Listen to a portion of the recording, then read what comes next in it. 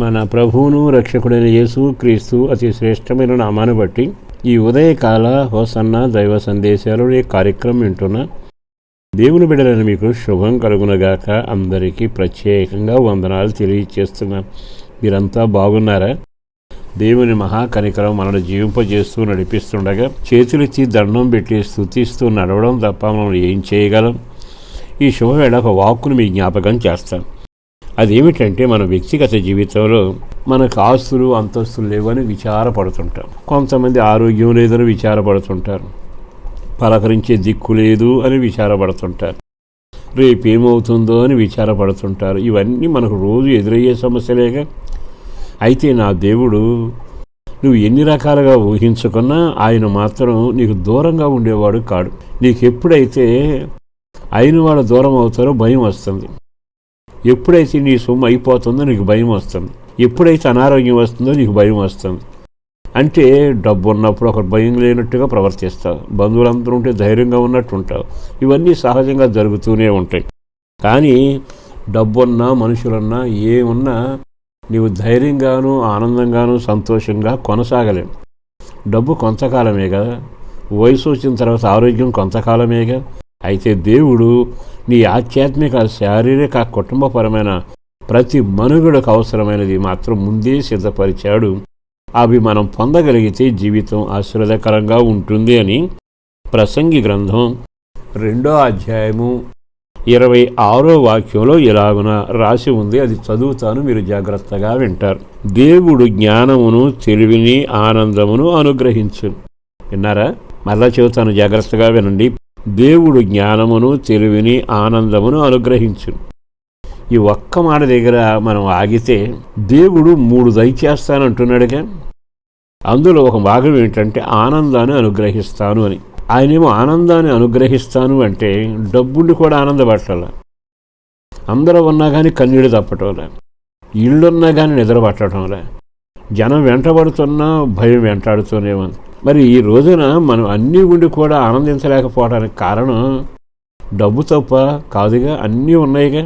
అసలు విషయం ఏంటంటే, ఆనందాన్ని కలుగజేసి ఆనందంతో నిన్ను తృప్తిపరచగలను దేవుడికి నువ్వు దూరంగా ఉంటే నీ జీవితంలో ఏది నువ్వు పొందలేవుగా. దీపం ఉంది, ఓ రకంగా చెప్పాలంటే మైనిపోతుంది, అగ్గిపెట్టి ఉన్నాయి, అన్నీ ఉన్నాయి, కానీ ఇల్లు చీకటిగానే ఉంది. కారణం ఏంటంటే, వెలిగించే నాదుడు ఉంటే అగ్గిపెట్టి అక్కడే ఉంటుంది, మైనిపొత్తేలా క్రొవ్వొత్తేలాగే ఉంటుంది. కానీ మధ్యలో క్రియ చేసేవాడు రావాలిగా, వెలిగించేవాడు. వచ్చిన తర్వాత ఆ పరిస్థితులు వేరుగా ఉంటాయి.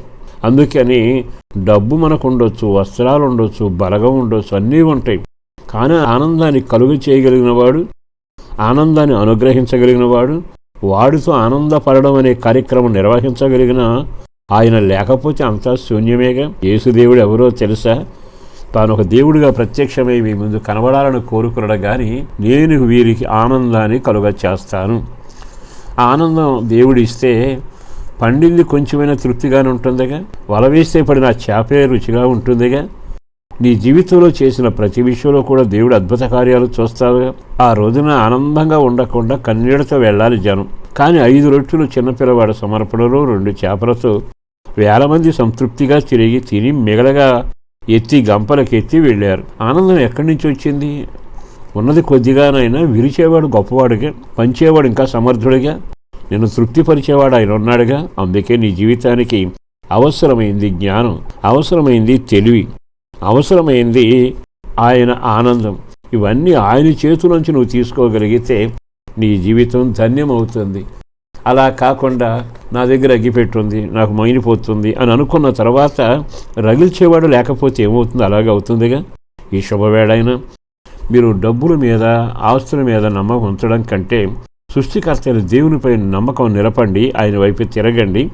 నీ స్థితిగతులను చీకటి వెలుడుకు గాను, కృంగిన జీవితంలో నిలబెట్టడం గాను, జగదారి పని జీవితంలో మరలా పురికొల్పడం అన్నీ కలుగుతూ చీకటి వెలుగు చీకటిగా చేయగలిగిన వాడు, నీ జీవితంలో చీకటిని తరిమి వెలుగుతో నింపి ఆశీర్వదించగలిగిన వాడు. అట్టి కృప ఆయన ద్వారా కలుగుతుందని నమ్మి జీవితాన్ని ఆయనకి సమర్పించుకోనండి. పరిశుద్ధుడును ప్రేమమడిన ప్రభు వందనాలయ. నిజమే కదా, అన్నీ ఇచ్చావు.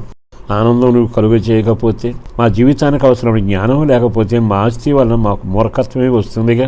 ఎంత తేటగా మాట్లాడారు. దండం పెట్టి స్తుతి చెల్లిస్తున్నాను. పిల్లల క్షేమం కొరకు, కుటుంబ భవిష్యత్తు కొరకు, ఆర్థిక పరిస్థితుల కొరకు, ఆధ్యాత్మిక ఎదుగుదల కొరకు, పాపభూయిష్టమైన లోకం నుంచి పరివర్తన చెంది మార్పు చెందిన వ్యక్తులుగాను నీ బిడ్డల బ్రతకాలయ.